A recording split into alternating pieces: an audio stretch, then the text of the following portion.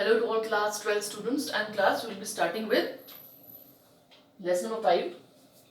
The topic today is going to be shift along the supply curve. In the last class we studied about the movement. And I told you that movement is always because of price, right? Now as far as shift is concerned, the another name for shift is increase and decrease in supply. Increase and decrease in supply. Okay, children? Now, the reason, very simple, reason for supply is all the factors except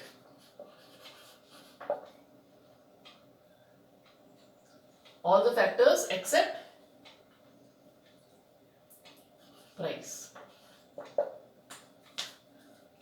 So जितने भी factors supply को affect करते हैं, जो कि है price of commodity, हमने पहले यही पढ़ा था, price of related good,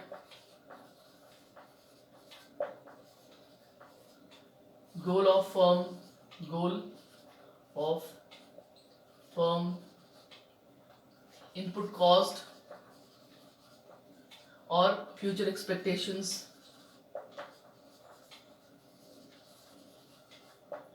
nature of commodity, right? ये सारे के सारे क्या फैक्टर्स किसके हैं? सप्लाई के फैक्टर्स हैं। इसमें से सिर्फ ये शिफ्ट का कारण नहीं है, बाकी सारे क्या है? शिफ्ट का कारण है। All factors are reason for shift except price. So always remember this children that price को छोड़ के सारे कारण किसके हैं?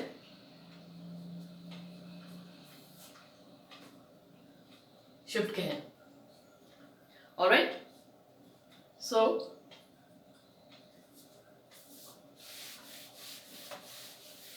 अगर हम बोले कि शिफ्ट को कैसे डिफाइन करना है, तो डिफाइन करने का तरीका क्या रहेगा? When the amount supplied of a commodity increases or decreases, when the amount of supply increases or decreases due to any factor,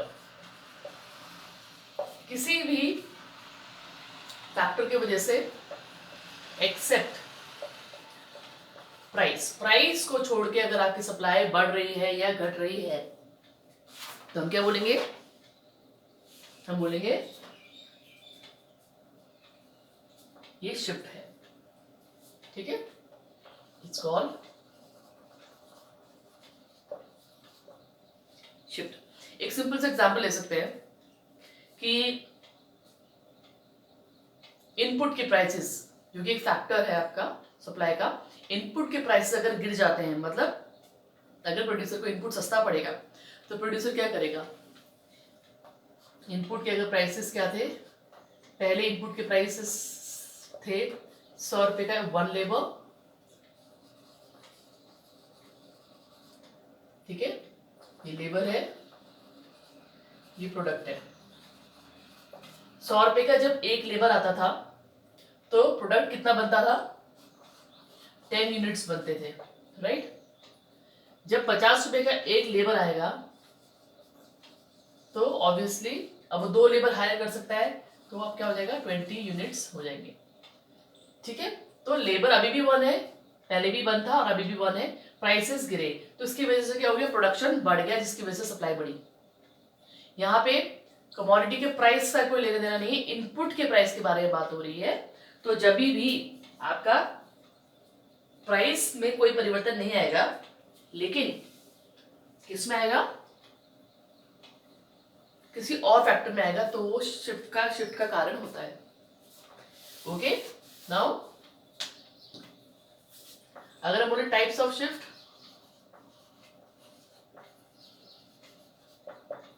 तो शिफ्ट 2 टाइप का होता है। Shift is of 2 type, increase in supply, decrease in supply, increase in supply और decrease in supply. ठीक है, increase in supply very simple, जब किसी भी कारण की वजह से प्राइस को छोड़ करके आपकी सप्लाई बढ़ेगी तो वो इंक्रीज इन सप्लाई है। और डिक्रीज इन सप्लाई क्या है, प्राइस को छोड़ के आपकी अगर सप्लाई किसी भी कारण से क्या हो रही है, डिक्रीज हो रही है, तो ये क्या है, डिक्रीज इन सप्लाई है। Okay children, this is decrease in supply. So now we can go through the diagrammatic presentation. अब हम देखेंगे डायग्राम कैसे बनेगा इसका। बहुत सिंपल है, ज्यादा परेशानी आपको नहीं होगी।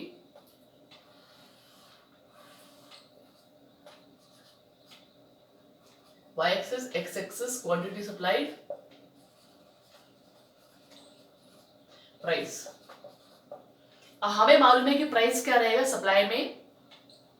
अगर हम इंक्रीज इन सप्लाई और डिक्रीज इन सप्लाई के बारे में बात करते हैं तो प्राइस क्या रहता है, कांस्टेंट रहता है। तो हमारे यहाँ प्राइस क्या रहेगा, कांस्टेंट रहेगा क्योंकि प्राइस तो फैक्टर ही नहीं है शिफ्ट का, कोई रीजन प्राइस नहीं है, प्राइस का कोई रीजन नहीं है। राइट नाउ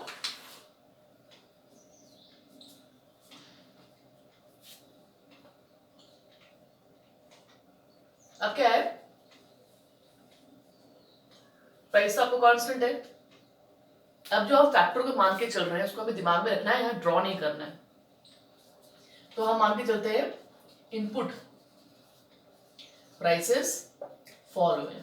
आपको बताऊं, इनपुट प्राइस फॉल होने पे सप्लाई बढ़ती है, राइट। तो हम क्या करते हैं, ये हम अपने इनिशियल सप्लाई मान लेते हैं, ये हमारी सप्लाई है, इनिशियल सप्लाई S1 नाम दे दो भले इसको। अब क्या हुआ, ये मान के चलेंगे कि इनपुट प्राइस फॉल में, हम इस इनपुट को यहाँ शो नहीं करने वाले हैं। इनपुट प्राइस फॉल में तो आपकी क्या हो जाएगी, सप्लाई बढ़ जाएगी। सप्लाई क्या हो जाएगी, बढ़ जाएगी। तो आपकी सप्लाई बढ़ गई S2। तो ये क्या हो गया, increase in supply. This is increase in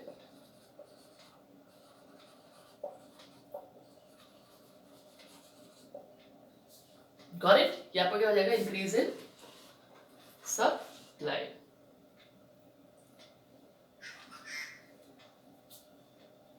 same इसका अगर उल्टा हो जाए, इनपुट प्राइसेस राइज। अगर इनपुट प्राइस राइज हो जाते हैं तो इस केस में क्या हो रहा है, आपका इनपुट प्राइस राइज हो रहा है, तो हमारी सप्लाई, इनिशियल सप्लाई ये थी, हमारी सप्लाई क्या हो जाएगी, घट जाएगी S3। This is decrease in supply. देखो कितना सिंपल है shift, this is very simple. Just have a look again that the reason for shift is always price को छोड़ के सारे रीजन शिफ्ट किए हैं, right. So this is how we are going to prepare. बहुत simple होता है। आपको शिफ्ट में कभी भी बनाना है, शिफ्ट का प्राइस को कांस्टेंट दिखा दो, एक इनिशियल सप्लाई दिखा दो, क्वांटिटी है, क्वांटिटी सप्लाइड है, ठीक है। तो आगे की तरफ कर दोगे, मतलब राइटवर्ड शिफ्ट अगर होगा तो ये आपका S1 नाम दे दो, ये इंक्रीज इन सप्लाई है, और इस तरफ दिखाना है तो ये डिक्रीज इन सप्लाई। अगर डिक्रीज दिखानी है तो आप इस तरफ दिखाओगे। ये आपका क्या इंक्रीज इन सप्लाई और डिक्रीज इन सप्लाई है. Okay, I hope you understood this. Now ये बोल रहे हैं शिफ्ट के कारण क्या है, शिफ्ट के फैक्टर्स क्या है, तो वो भी पढ़ लेते हैं कि शिफ्ट होता क्यों है.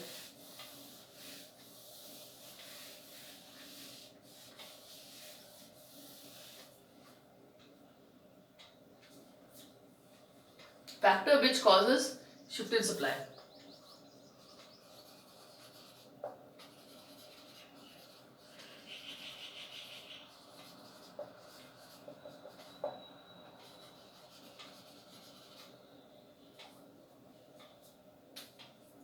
Factors which causes what? Shift in supply.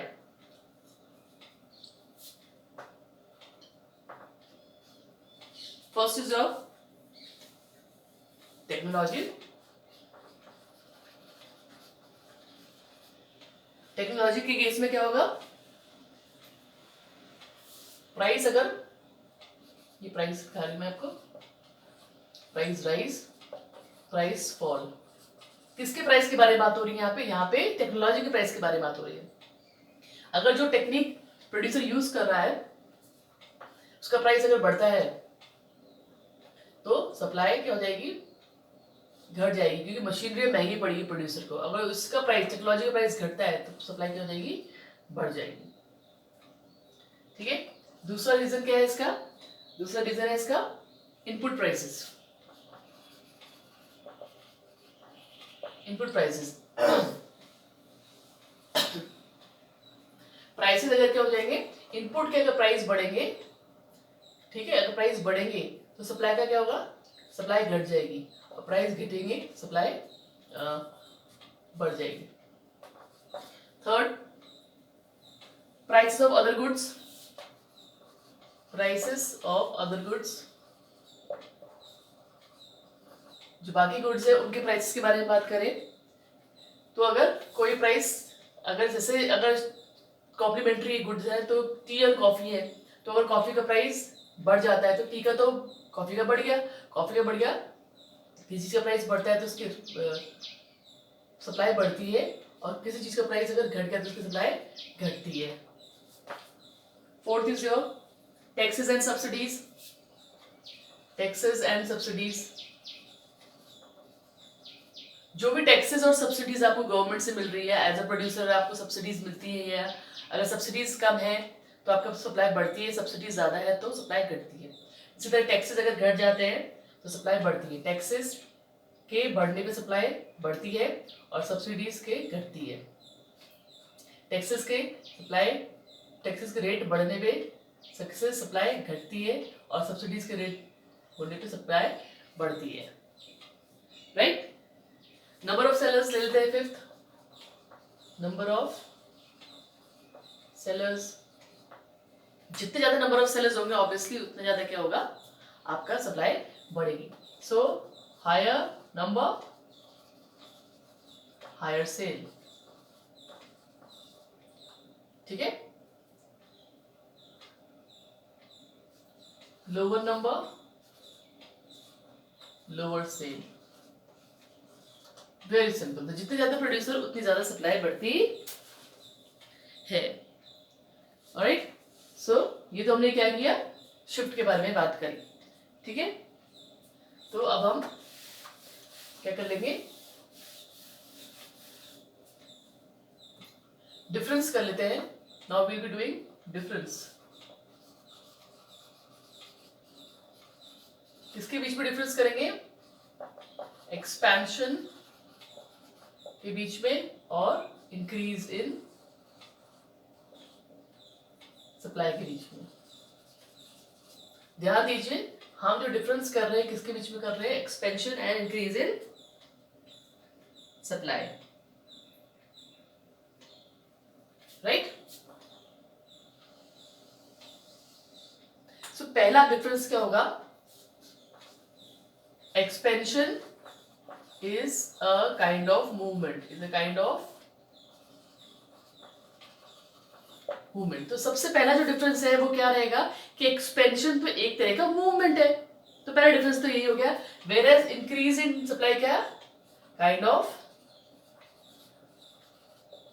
Shift. पहली बात तो यही है कि मूवमेंट और शिफ्ट में सबसे पहले अंतर हम देख लेंगे। दूसरा क्या है, रीजन क्या है एक्सपेंशन का, price is the reason, price is the reason, right. Very simple, आपको मालूम है मूवमेंट सिर्फ प्राइस की वजह से होता है। यहाँ पे price is constant, price is constant, other factors are reason, ठीक है। थर्ड क्या है, थर्ड आपके हिसाब से क्या है, दूसरा है आपका, नेक्स्ट है आपका, it involves an upward movement, it involves an upward movement, ठीक है। आपका देखोगे आपका सप्लाई का ऊपर की तरफ जाता है, it involves an a downward shift, downward shift की तरफ दिखाइएगा आपका, बैकवर्ड शिफ्ट या डाउनवर्ड शिफ्ट, बैकवर्ड, आप चाहो तो इसको बैकवर्ड बोलना ज्यादा सही रहेगा, बैकवर्ड। फोर डिफरेंस में you can show a diagram, so here हम डायग्राम दिखाएंगे, price, quantity supplied, y x, so higher price higher supply, lower price lower supply, s, ये आपका एक्सटेंशन हो जाएगा। यहाँ पे जो हम डायग्राम दिखाएंगे, y x कांस्टेंट है, प्राइस क्वांटिटी है, तो इंक्रीजिंग सप्लाई, इनिशियल सप्लाई का ये है और दूसरा सप्लाई का ये बना दिया आपने, चाहे इसका कोई भी कारण हो। सो this is what you can see basically the difference. तो हम इस डिफरेंस को एक बार रिवाइज कर लेते हैं, राइट। तो डिफरेंस के बारे में बात करें तो एक्सपेंशन क्या है, पहली बात जो डिफरेंस में पढ़ रहे हैं वो किसके बीच में पढ़ रहे हैं, एक्सपेंशन और इंक्रीज इन सप्लाई के बीच में पढ़ रहे हैं, ठीक है, expansion and increase in supply. तो पहला रीजन क्या है, expansion is a kind of movement. सबसे पहली बात तो ये है कि एक्सपेंशन एक तरह का मूवमेंट है, राइट। दूसरा क्या है, kind of shift, increase in supply के बारे में पढ़े तो वो एक तरह का शिफ्ट है। शिफ्ट दो तरह के होते हैं, increase in demand and decrease in supply and decrease in supply. तो ये तो पहला डिफरेंस तो यही है कि ये एक तरह का मूवमेंट है, बल्कि एक तरह का क्या है, शिफ्ट है। तो ये एक तरह का शिफ्ट है और एक तरह का मूवमेंट है। दूसरा यहाँ पे क्या, प्राइस ही एक लौता कारण सिर्फ प्राइस है, बल्कि यहाँ पे क्या है, प्राइस कांस्टेंट रहता है। तो दूसरा डिफरेंस यही है that the reason for this expansion is price, बाकी फैक्टर्स क्या रहेंगे यहाँ पे, कांस्टेंट रहेंगे। मतलब जो भी फैक्टर्स है आपके, the goal of the firm, number of sellers, input prices, stage of technology, nature of the product, ये सारी की सारी चीजें क्या रहेगी, कांस्टेंट रहेगी। यहाँ पे सिर्फ प्राइस ही वेरी करेगा, प्राइस बढ़ेगा तो डिमांड, एक सप्लाई बढ़ेगी, प्राइस घटेगा तो सप्लाई घटेगी। And I also told you कि प्राइस के बढ़ने या घटने से क्यों सप्लाई बढ़ती है घटती है, ये मैं आपको पढ़ा चुकी हूँ, explanation of law of supply में पढ़ा चुकी हूँ। ये बहुत इंपॉर्टेंट भी है आपके बोर्ड के एग्जाम्स के लिए। प्राइस इज कांस्टेंट, इस केस में क्या रहेगा, your price will remain what, constant, right. Third, it involves an upward movement. जो दूसरी खास बात है वो ये कहिए कि अपवर्ड मूवमेंट करता है, आपका जो है सप्लाई कर्व क्या होगा, ऊपर की तरफ मूव होगा, whereas आपका जो ये है थर्ड वाला पार्ट है, ये क्या होगा, डाउनवर्ड मूवमेंट है, ये नीचे की तरफ मूव करेगा, राइट चिल्ड्रन। सो ये तो हो गया आपका बेसिक डिफरेंस, और ये बहुत बार एग्जाम में ही पूछते हैं। और इसके ऑपोजिट अगर हम चलें तो हमारा जो इसके ऑपोजिट जो डिफरेंस बन जाता है वो बन जाता है कॉन्ट्रैक्शन, और यहां पे बन जाएगा क्या, डिक्रीज इन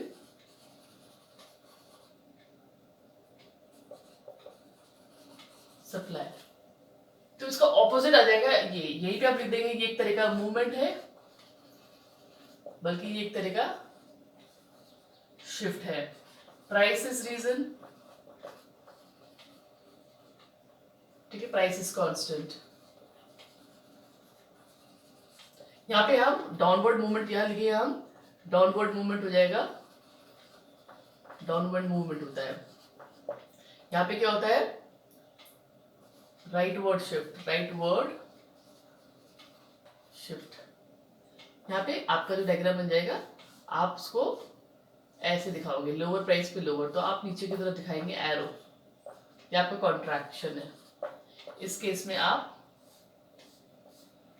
इस तरफ दिखा दो, ये आपका S1 है, ये S है, ये प्राइस है, ये क्वांटिटी है, तो जस्ट ऑपोजिट हो जाता है, ठीक है।